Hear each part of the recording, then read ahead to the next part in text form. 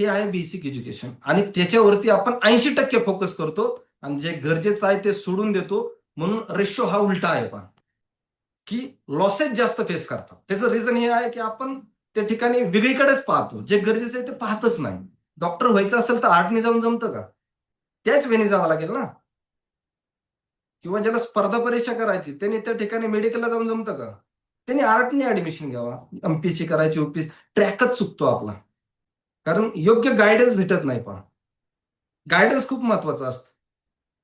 बऱ्याच व्यक्तींना 12वी नंतर पण गायडन्स भेटत नाही, की त्याला व्हायचं असतं वेगळं, जातो भलतीकडेच. का माहित नसतं, गायडन्स नसतं, की मला खरंच 12वी नंतर मला या फील्डमध्ये जायचंय, त्यासाठी काय करायचंय. इथं पण ट्रेडिंगमध्ये तेच होतं, पण हरवल्यासारखं होतं. हरवलंच ना. आपण त्या ठिकाणी पाहतोयच वेगळं.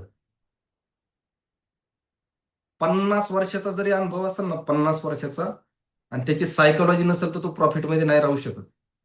रिस्क मॅनेजमेंट नसेल प्रॉफिटमध्ये नाही राहू शकत.